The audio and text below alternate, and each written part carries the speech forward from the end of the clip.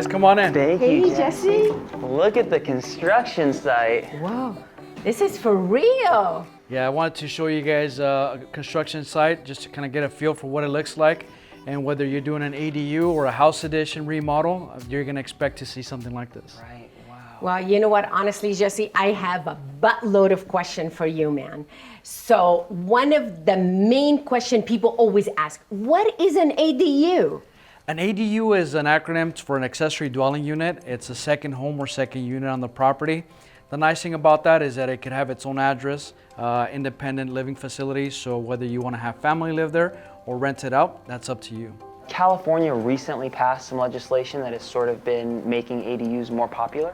Correct. So they've done some updates on the ADU law throughout the state of California, and the whole process is to create more homes throughout the state, but also trying to create more rental units. So yes, the state is pushing for more housing. How many ADU can you build on one property? So depending on the type of zoning that you have, so if it's a single family, like in this case, this is what this is, Right. you're able to do one ADU. Also take advantage of a junior ADU, which is a smaller ADU. So at the end of the day, that would give you 3 independent homes. Or if you're multifamily, then you're able to increase the unit count more than that. So depending on the zoning. And when you're saying a junior ADU, that is one attached to the existing home, but it has a separate entrance? Correct, that's exactly it. And Gotcha. I'll show you some examples when we get out there in terms of how that would work for a junior ADU. Gotcha.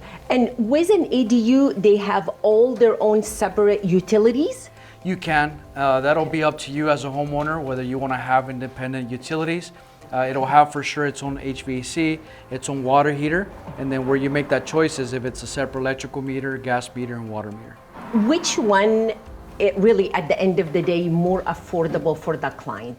Having their own utilities or attached to the existing property? It's always going to be when it's attached or extending from the house. But the advantage between one or the other is that if you are going to rent it out, then you want to be able to have separate meters so everybody pays their bills independently. So the return on investment on something like that would come quicker, but again, the upfront cost would be more for independent utilities. Will the city allow you, or depending on the city, add an additional gas meter, water meter, and electric? Yeah, and well, that was one of the changes they did last year, 2020, or 2 years ago, that they were giving now the homeowner the option to do separate utilities. Oh, in the past, you couldn't add an extra. It was up to the city whether they would let you do it or not, correct? Oh, right, okay, that makes sense. Wow. So I'm assuming a junior ADU will be less expensive because it's attached and all of the utility you just extend than building a separate ADU? It all depends on the existing condition of the home.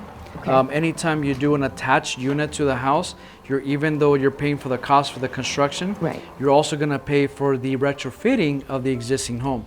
So sometimes it makes more sense to do a detached unit, but it's all going to depend at the end of the day what the homeowner is looking to do or use it. So that really brings a big question my client always concerned with.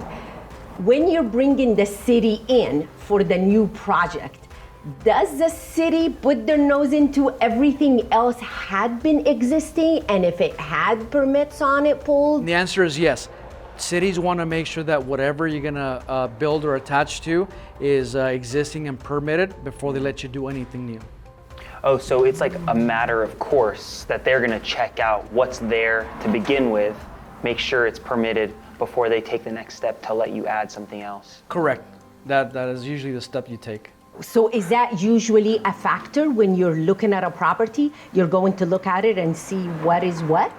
Correct. We always tell the homeowners that we go and pull the existing permits for the house to make sure that everything that's there is existing and permitted. And more importantly, when you're doing a garage conversion into an ADU, you want to make sure that the garage is also permitted, because if it's not, then they're going to want you to treat it as if it was brand new. So let me ask you this question though. So would the existing one had to be retrofitted because, you know, they're 1950, 1940 built, that existing home, is that has to be updated to today's code in order to add on? Correct. And so the example that we're in right now, since we're doing an attached addition to the house, we're having to retrofit the portion where it's connecting. And so yes, that portion would have to be brought up to code to accept the new. But if I do a separate ADU, I don't have to mess around with the existing house. Correct. Got you. Okay. Wow. Okay. So what cities do you see there are more opening to do ADU or junior ADU? There's more, again, we're doing a lot of work throughout Southern California, and the cities that I would say that are more able to take on ADUs and process them more efficiently, you're talking about City of LA, you're talking about Pico Rivera. So when we're doing ADU, there is no hearing, because when you're building units, apartment building, then, or converting something from a commercial use to a different commercial use, you still gotta do a hearing. All the neighborhood has to kind of, put their input and all of that. Does ADU have to go through the same hearing? No, so the ADUs go through just an internal review, a staff level review, so it does not have public input. On average, and I know it depends on the city, but on average, how long would you tell somebody it takes to get an ADU permitted? So obviously, because we're still dealing with COVID, Sure. depending on the city, they have different time frames. But I usually say budget anywhere between 4 to 6 months on trying to get plans and permits in place. For construction, usually the ratio, or kind of trying to get a timetable for that, it's about a month for every 100 square feet. So if you have 500 square feet, then it's about 5 months and so forth. Okay. I know that you said it took maybe 4 to 6 months to get permits for an ADU. Do you think it's about that same timeline for a junior ADU or an addition? Currently, right now, that's the time frame that's taking most cities to kind of go through. So I'd say yes, stick to that time frame. Okay. What are you seeing the current construction cost? So right now, I'm based in Whittier, so I'm kind of like the median between going to downtown LA and going down to San Bernardino. So I'm the average. Right now, the average that I'm seeing is about $235 to $250 a square foot. And obviously, depending on what direction you go, that price could either come up or come down. And that's just giving you a sense of just the construction itself. It doesn't give you all the soft costs or all the other costs that the city would charge you for, but it just gives you the construction cost for an ADU. So I gotta ask you, what is a soft cost? The soft cost is the cost that you would pay for the city fees, all the city permitting, also all the design and engineering that happens, and any other fees that are not associated specifically with the construction. It's an upfront cost. With the 235 or the 240 square feet, is that like a middle of the road linoleum, just a standard cabinet, or is that higher, or where is that lays? So that's kind of like your entry level type construction. Okay. Obviously the finishes, it's always the finishes that kind of go up and down. Right. And it also does not include appliances. So once you factor that in, that number would also go up or down. So when you say construction costs, what does that include exactly? So what the contractors would do is they would give you the labor and material, Okay. all in, and then obviously where that number would vary on the finishes you select. Sure, what you're making. Correct. Okay. I would love to head outside because I'm really curious what we should encourage buyers to look for when they're browsing for investment properties or maybe opportunities to add to it. Can we head outside? Yeah, let's get it Let's out. check this out.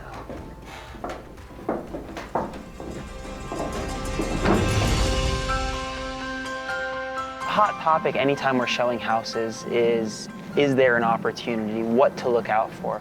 So what would you encourage consumers to be considering if they're shopping for a home and have the idea of maybe wanting to add an ADU in the future? We usually say to look out for a lot that's at least 5,000 square feet. Just like for this example, you see the size of the home, it still has a big backyard. Right. Where you're able to add a detached unit. Even if you wanted to do an attached unit to the home, it still gives you a good sized backyard. So lot size is one.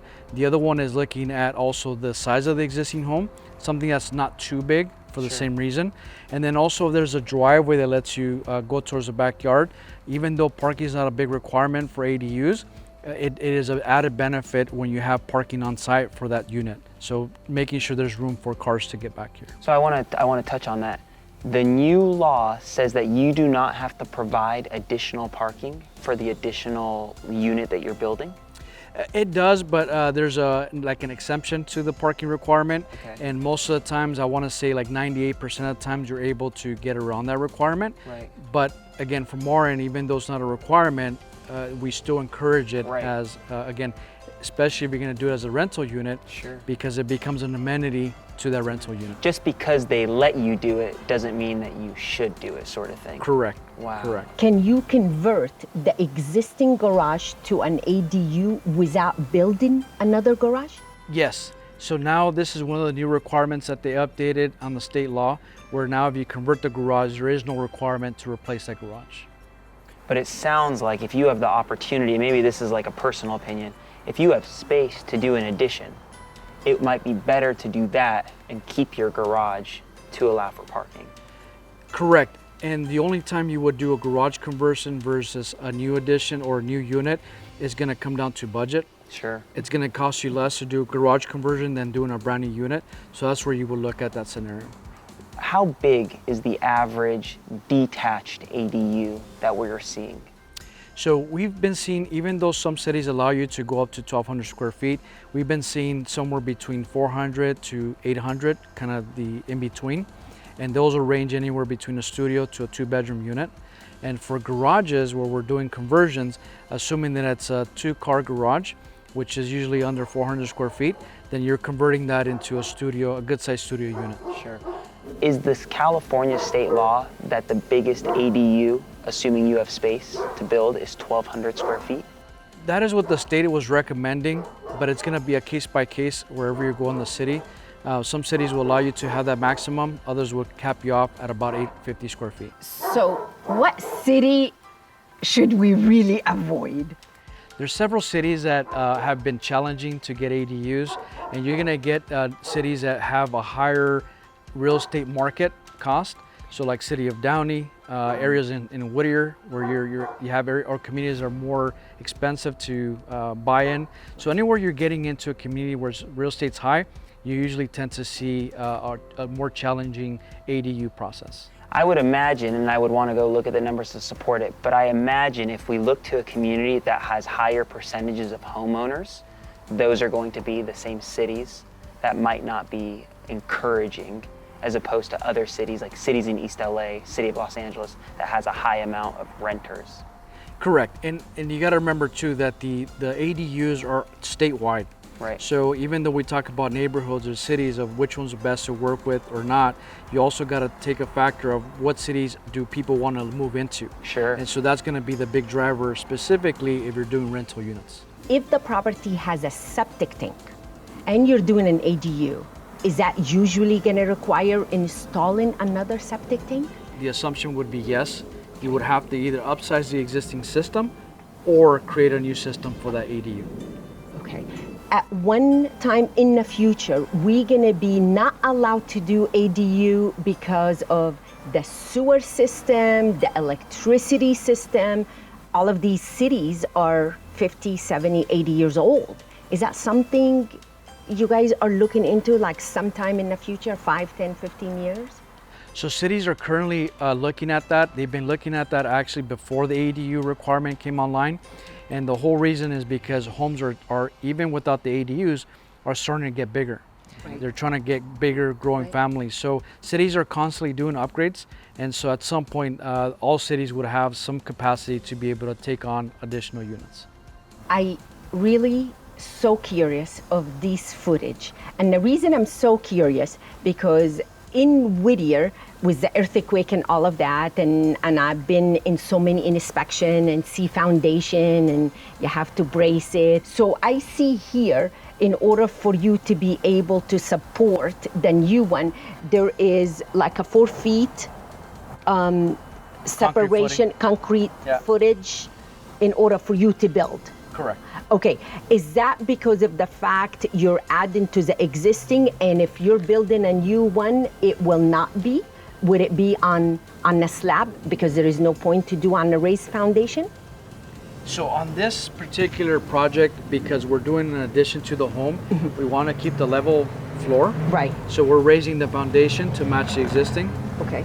If it's a brand new detached unit, then that's really going to be up to the homeowner. where they want to do slab on grade or also match a raised foundation. Is the cost varies if it's a slab on? Is that less expensive than a raised, or is there a difference? Currently, right now, where material cost is at, they're pretty much the same. Okay. And it's also going to be preference for the contractor, because some contractors like building slab on grade, others like to do raised foundation. So that's also going to depend on the labor factor. I'm often telling buyers that it's not a bad idea to be in homes with raised foundations because things like plumbing you have easier access to. We can do slab work more easily too. Do you have any feelings if you're looking at a property leaning towards raised foundations or slab foundations? Obviously, the whole benefit of having a raised foundation is you have access to the underside. So that's important if it's a really old home, because at some point you're going to have to do some work or maintenance work. So yes, that's a benefit. But if it's a newer home, whether it's slab or a raised foundation, it really doesn't matter because everything's brand new. Sure. Okay. In this property specifically, this is an addition that we are doing. Correct. But assuming that we were adding a junior ADU, it would be exactly the same? It'd be the same process. We would attach the ADU, junior ADU to the home. Comparing one to the other, where it's detached or attached. The detached, obviously new construction, standalone. When you're attaching to the house, then you're having to retrofit the existing home to be able to receive the addition. So that would be an additional cost to try to retrofit that. And also depending on the condition of the home when it was built, that might bump up the budget for the overall construction. I know one thing that people are often asking about, because it's kind of like the sexy topic, is modular and container ADUs. Both of them are also options for people if they don't want to go through the standard sort of construction route. Correct, that is an option. You could do prefab units that they just get delivered and dropped on site. Obviously, we don't do those types of projects, but there is an option to do ADUs. For those people that are looking at option, the permit process is exactly the same? They do have a separate process to do when you are doing modular compared to stick built. What that process is, I'm not sure, but there is a different process between the two. What factors should people consider when trying to determine how big of an additional unit they can have? So we usually look at two factors. The first one is budget. That'll tell us how big of a unit we could go with. And then end use, whether it's for family or if it's going to be a rental unit. Depending on the end use, they both have different design requirements that we look at. When you say design requirements, unpack that for us. What's the distinction between somebody owner use versus maybe rental use design-wise? So the way we look at it as design requirements is that a rental unit, when it is for rent, we tend to look at more efficient, more compact size unit, not too much investment up front to be able to make that return on investment. Sure. When somebody's looking to rent a unit, it's not based on square footage, it's usually bedroom count. So we'll guide you whether it's a 1 bedroom, 2 bedroom, depending on the budget. When it's for family, it's the opposite. We want to go big, we want to go for comfort, we want people to feel at home. So those are kind of some of the design requirements we look at. To piggyback off that, as you talk about design, there's a lot of components to an ADU.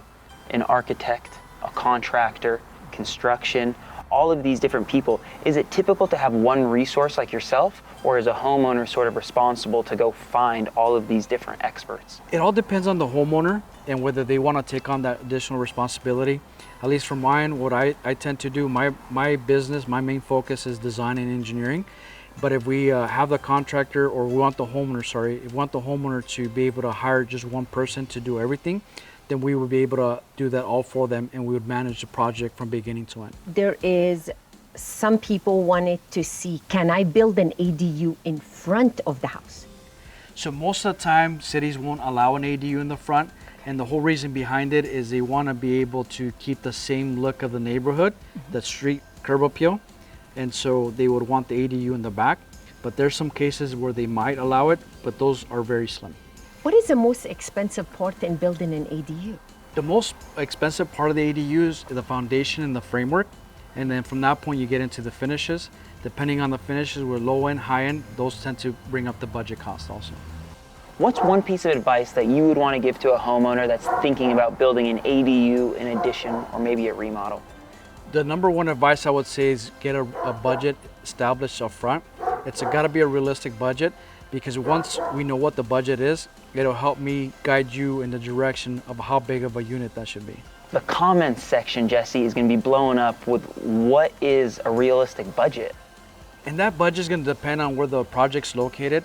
Obviously, I'm in the city of Whittier, so we're in the average. If you obviously average between San Bernardino and going down to the city of LA, Santa Monica, Venice area. So the average right now that we're seeing is about $250 a square foot. So if you use that as a starting point, Sure. that'll give you a sense of budget. Obviously, that number could come up and down. If you're going down to Santa Monica, Venice area, then that number is going to come up. You're seeing somewhere in the 300, 320 cost per square foot. And obviously, all those factors would definitely change the overall budget cost. What is it that's happening in places like Santa Monica and Venice that is causing it to go up by, $50, $80, $100 a square foot? There's several factors. Obviously, one being that it's a more denser community, so you really don't have on-site space to lay out the materials, park on site, being able to access logistics for the construction site. So some of that cost gets factored in Sure. and brings that budget up. Also getting material delivered to the site, having labor available, commuting and so forth. So you add all those factors towards it, and that's where it kind of bumps up the overall cost. Obviously, because we are in California, throughout the whole state, you're seeing higher labor costs, Sure. but also insurance costs, and so all those kind of premiums get factored into the overall budget. This has been so much educational, informative. I am so grateful you were able to give us all of that information, and I know people will have a buttload of questions. Where can people find you? Yeah, so they can find me on social media, on Instagram as J2 Architects, Facebook also as J2 Architects, but the best way is through phone number, so 562-522-0056. Thank you so We appreciate you, man. so much. I got you on Thanks. speed dial. Thank you both. Jesse. Thank you both. Thank you so much.